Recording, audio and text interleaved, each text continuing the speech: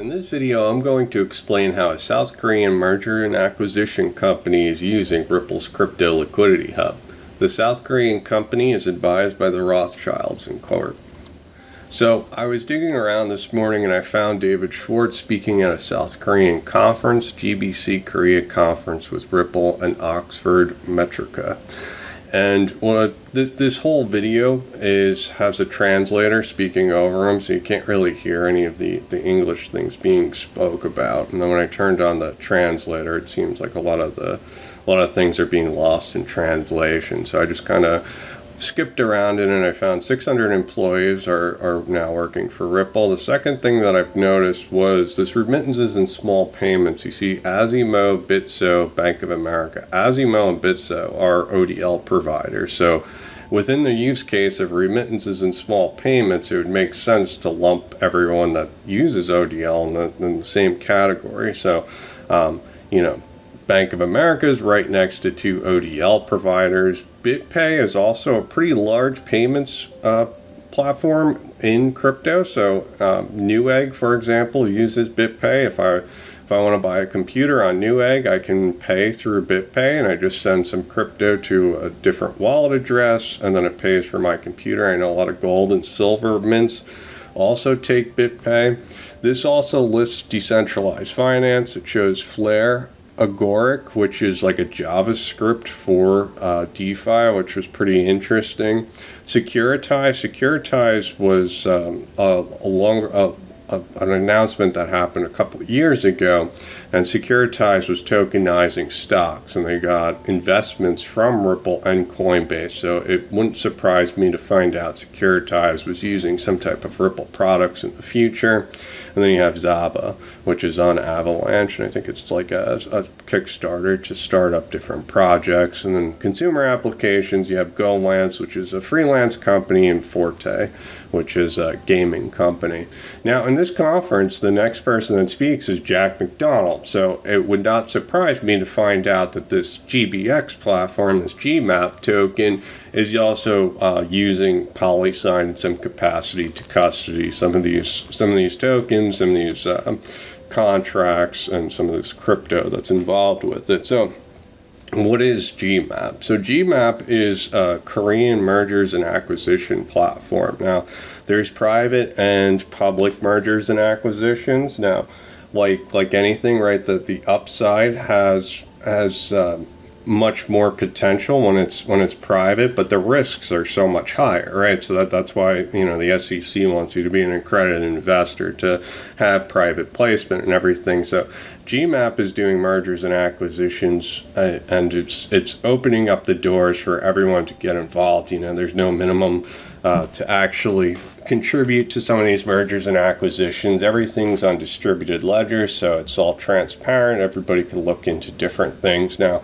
I personally am not going to be investing in this. They have a token, so you can buy their UCX token, which gets transferred for some of these mergers and acquisitions. You can kind of like crowdfund which mergers and acquisitions that you want to be involved in. So to get money to this GMAP platform, you use Ripple's liquidity hub. You can see XRP right here. Goes from a money pool trusted by security firms, so some type of Wall Street firm for South Korea. I don't know what Wall Street in South Korea is, but it's whatever their stock exchange is. Somebody trusted on that stock exchange is going to hold the contracts and the money and everything. And you could see this is a special purpose thing. So you can invest through here. So what's going on with this? With this platform, they issue an ERC20 token, like I mentioned earlier, and that's used within the platform to use on these mergers and acquisitions. They're also using Chainlink, so you bring money on through ODL or Crypto Liquidity Hub, and then you get these kind of placeholders where you put on each different projects, and then everything gets divided by the amount of tokens that were put on each project, and you're able to invest that way. So you can see here's Chainlink, and they're also being used. So this USCX is available on Probit. The market cap is like $200 million, so it's a pretty high market cap. And also this is really advanced, and it's just not my cup of tea. I don't know too much about mergers and acquisitions, so I don't plan on investing in any, but I'm very excited that these use cases are coming up where it's leveling the playing field, where I could have access if I wanted to, and it's not just for the big guys. So that's what blockchain's really helping out with. You can see by self-developing blockchain-based mergers and acquisition platform, commercialized, and this is the GBC company, and they're just showing you, just telling you a little bit about their project. Now, I mentioned that the advisors for this is Rothschild, so you can see here, and also JP Morgan is an advisor for this platform. Hyperswap was another technology company that's involved. Grant Thornton is an auditing firm that has partnered with them. PwC is also a big-time auditing firm, so that's pretty interesting. This is the Oxford Metrica, which was also in the video. It said Oxford Metrica here. Some of their clients include AIG, Invesco, BNY Mellon, Credit Suisse. So they're pretty big players. And if we look here, it says, just kind of describes the mergers and acquisition process, the risks that are involved, and how blockchain distributed ledgers can come into play. And this is also all regulated by the South Korean stock exchanges and everything. So they're doing everything legitimately. This isn't like some rogue crypto project that's, doing something with stocks. And this was translated and kind of goes in depth in the platform.